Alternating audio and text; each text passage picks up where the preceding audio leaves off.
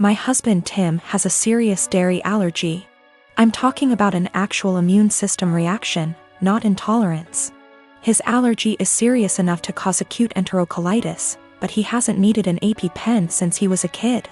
I work full-time and also have some seasonal work this holiday season because Tim has been without work. And money has been very tight. As a result, I barely get to rest. The holidays are especially hard, and I found myself getting just one day off every 2 weeks for almost 2 months straight. As you can imagine, that day off means the universe to me. Now, Tim loves dairy, and will sometimes intentionally eat things which trigger his allergy. Lately, it's gotten out of hand, with him going from one risky meal every 4 to 6 months, to every 2 or so weeks. In fact, it always seemed to coincidentally line up with my time off, and I found myself spending my one day taking care of him. Last week, I finally asked him if he was intentionally timing it to line up with my day off. I fully expected him to say no, but he admitted that he was doing it to make sure that he'd have a nurse. And so he'd have someone close by in case he had an especially adverse reaction and needed a hospital. I was livid, and told him that he was selfish, robbing me of my rest. I said that if he made himself sick again, I wouldn't take care of him. I'm exhausted and I need to decompress. He didn't say much, so I thought he'd heard me. Fast forward to Friday night. I get home from work, and a few minutes in, Tim gets a pizza delivered. I ask him why, when I'm making dinner, and he shrugs. I ask if a large garlic Alfredo pizza is worth the pain, and remind him that I won't be giving up my rest day again. He smirks and eats an entire slice while grinning at me. I left it at that and went back to my dinner. Predictably, he got sick, profusely vomiting, retching and groaning from the intense cramping and diarrhea. I slept in the guest room to get away from the sound and smell. He called for me several times and I repeatedly told him no. Hours later, he was still sick and woke me up at the crack of dawn to go get him Pedialyte and meds because he was very dehydrated and still in pain. I told him to order it in and asked him to get out and let me sleep. He was still whimpering when I eventually got up to shower and eat. Again, I did nothing to help or comfort him. By evening, he was sulking, and by morning when I had to work, he was enraged. He yelled, and by the end of the day he told our friends and family that he nearly died and I neglected him. His family accused me of passively trying to kill him. His mom called, shouting that he could have had a life-threatening reaction due to my petty actions. And that I'm a shit wife for not minding his health. I'm starting to feel guilty because she's right and he could have been seriously hurt. My wife and I have been together for 5 years, married for 4. She had a bad marriage before me and had a child. I had no problem stepping up to the plate to help her raise her child. The father wants nothing to do with my wife or his kid. To the point, I had 2 friends that I've had since I was 16. They were both female and I had dated one of them for 4 years, but we split up agreeing that we made better friends than an actual couple. This never happens in real life apparently.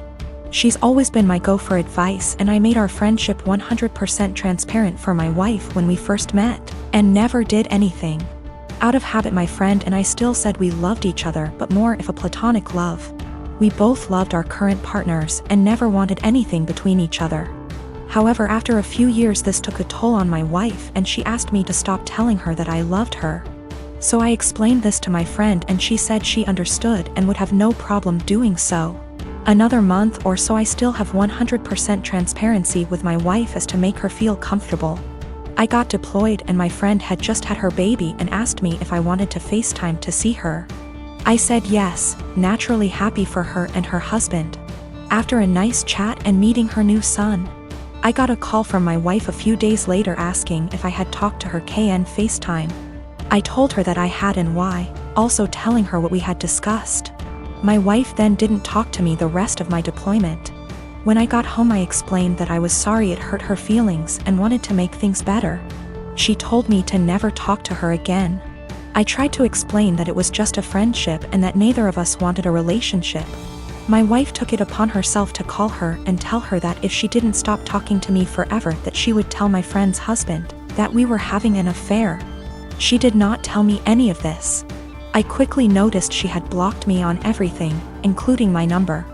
I had no idea what happened, so I confronted my wife and she told me that she was certain I was cheating on her, and that my friend and I were having an affair. She then told me that she had called her and only asked her to not talk to me anymore. I was slightly upset but stood by her decision and held no grudge. I feel like this event led to the breakdown of everything. She started to have no trust in anything I did, constantly going through my phone, and she would constantly lock her phone, or lock herself in the bathroom talking to someone on the phone. She started blaming her job for her unhappiness. I told her that I could pull extra hours at work if she wanted to quit to find a new one. She quickly quit her job and made no attempt to find work again. I was enlisted at the time.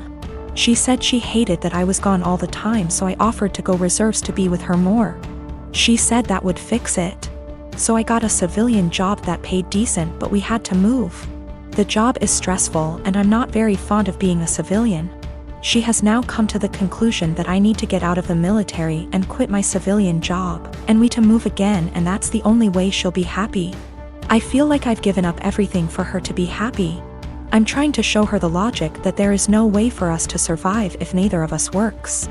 I love my wife and don't want a divorce, but I feel like she will never be happy and I'm not sure how to fix it. She blames everything on me and says that I'd be happier with someone else, or says she's leaving again. I'm currently deployed again, and the last week I was home she wouldn't talk to me or spend time with me and our daughter. She would lock herself in the bedroom all day. Then at night she would call me names and say I don't care about her and I never spend time with her. My best friend is a really great gift giver. I know that she plans gifts really far in advance and always dedicates so much time and thought into them. And I am so grateful for every gift I have ever received because I know how special they are. She'll often take something small I said from years back and make a really meaningful thing out of it. And I know she enjoys gift giving, and it is clearly one of primary ways she communicates her love for me and others. I just can't keep up. I've never been a really good gift giver. I often really struggle with forming ideas for upcoming celebrations, and until I'm really under the pump, I come up empty-handed until I find something just all right, or I repeat a similar shtick of reasons why I value you, presents. This just means that I feel so much stress every time I have to celebrate her birthday and Christmas. Especially because I would have received something completely out of this world. I really just feel like my gifts pale in comparison. It's getting to this stage where we've been exchanging presents for 8 years, and I'm honestly just starting to feel like I'm running out of steam to keep up and continue thinking of other ideas. It is also hard because I'm neither here nor there when it comes to receiving gifts. I can recognize the hard work and love, but I don't need to receive gifts to know that I'm loved. And so I worry that I don't reciprocate my love well enough because my presents never feel at her level. I want to express to her my gratitude for her gifts, but ask that we just stick to one a year, on birthdays. Because Christmas and the occasional Valentine's Day is too much for me. I have been able to move away from gift giving with other friends by just casually mentioning it or just mutually ceasing present exchanges, and we now opt for spending time with each other, something I love. I just don't know if this would be really insensitive or soul-crushing because it's not about her or how good of a friend she is, but really about my insecurity and my differing ways of communicating love. I manage a team of employees in a very specialized industry. The employees are hired on 2-year contracts that are mostly automatically renewed. Salaries are fixed for the duration of the contract, but raises are negotiated at time of renewal. There are no non-competes. I have one employee, Sarah, who requested a meeting with me last week to discuss a possible raise. I informed her that it is a little early as her contract won't expire until Jan, and I would be happy to discuss it in November. She told me she would like to discuss it now as her current salary does not reflect the amount of work she is doing. So I set up a meeting with her on Friday and told her I will hear her out. To her credit, she gave well-thought-out presentation listing the average salary in her field, the extra responsibilities she had to take on, and the extra revenue she was able to generate, etc. In the end, she asked for a 19% raise to stay on. This was a substantial jump, but I thought she made some good points and, with inflation being what it is, I can sell it to the managing partner that we are locking down a good employee for 2 more years. After the presentation, I told her I will just approve the raise and talk to the managing partner about starting her new contract early. Since the only things we are changing are the salary numbers, we can have the new contract ready for her to sign by Tuesday. She seemed very surprised that I did not try to negotiate and looked a little shell-shocked that the meeting was over so quickly. So anyways, I spent the entire weekend selling the raise to the partners and harassing legal to get the documents ready. However, when I gave her the documents to sign this morning, she asked for another meeting to discuss salary. She informed me that after doing more research over the weekend, her pay is still not reflective of all the work she is doing. At this point I got pretty annoyed and told her that we can discuss in 2 years.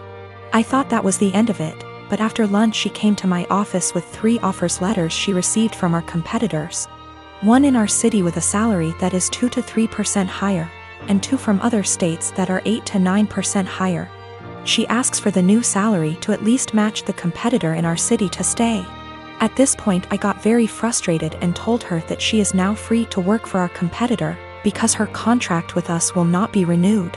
She called me in and left crying, immediately telling all her coworkers that I fired her for asking for a raise, which obviously caused quite an uproar.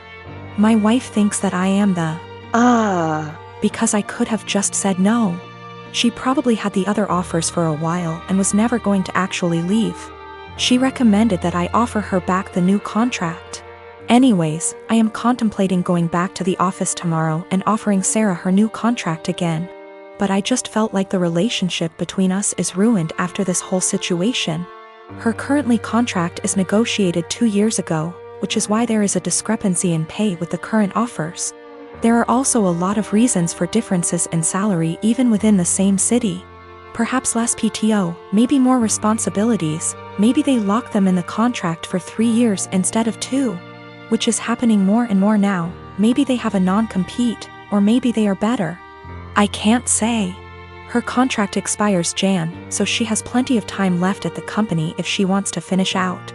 Sarah is WFH today, so I sent her an email apologizing for overreacting yesterday, and informing her that she is an important member of our team and that I worked really hard to get her the raise she initially requested. The new offer still stands provided she return the signed contract to me today before 5 p.m. I would be happy to execute it immediately and get her sorted out before the next payment period. She emailed back also apologizing for her reaction yesterday and said that she enjoyed working here and feels like she really has an opportunity to grow. But she then ended the email asking if I would still be willing to reconsider upping the offer to match her other offer. At this point, I just can't even anymore. I basically ignored her email, and at 5:01 p.m. with no signed contract from her, I sent an email to the managing partner I was talking to all weekend. Hope this email finds you well. I am writing to inform you that Sarah has elected to decline the new contract as it is written. She has informed me that she received an offer from our competitor with a salary of XXX. I have attached a scanned document of the offer letter with this email for your convenience. She has requested that we match that salary to retain her services as our current offer is insufficient. As of right now, her contract expires January 22nd. Please advise on the next steps.